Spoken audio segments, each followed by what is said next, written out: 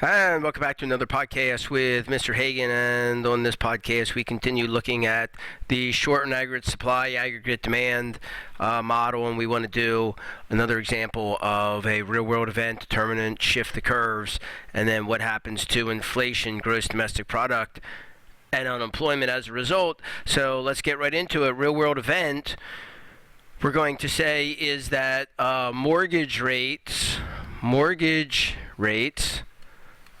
begin to decline. Mortgage rates decline. Now, mortgage rates, that means when people mortgage is when people go and borrow money to purchase a house, and so it's an interest rate, and the interest rate on borrowing this money goes down.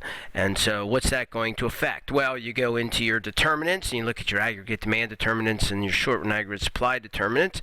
And I think the determinant that would match up here would be a change in consumption interest rates. Change in consumption interest rates. So if interest rates go down, then people can borrow more money against their house, and therefore they can go out and engage in more consumption, and that's going to therefore cause consumption to go up, and that will cause the aggregate demand curve to shift to the right to AD2. So the aggregate demand curve shifts to the right. When it does, that's going to cause prices to go up. And why is it going to cause prices to go up? So let's start talking about our stories. So let me just move this up a little bit so that you can see it. And so let's talk a little bit about our stories. So on the aggregate demand side, we're going to say that we got a decrease in interest rates, and the decrease in interest rates cause people to borrow more and therefore be able to engage in more consumption.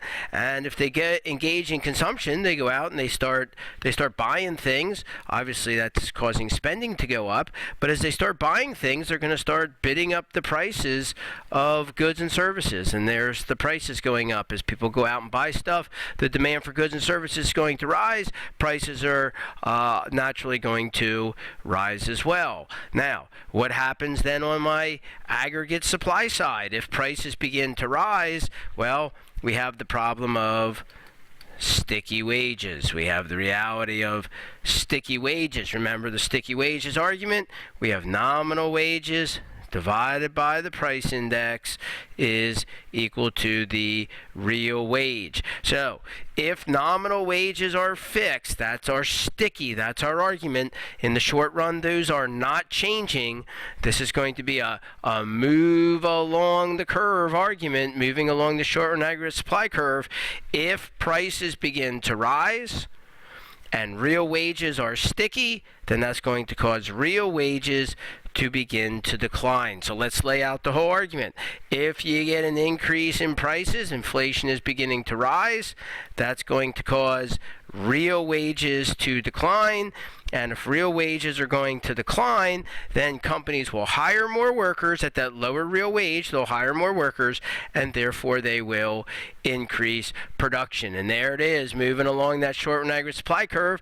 Prices are going to get bid up, and that's going to cause real wages to decline, and that's going to cause companies to hire more people and therefore increase production. So again, we have a nominal variable prices affecting a real variable, real production, real gross domestic product. And so let's record what happened. The aggregate demand curve shifted to the right, and that caused an increase in the price level. So we're going to get some inflation as a result of this. The gross domestic product is going to rise, and of course unemployment is going to do the opposite.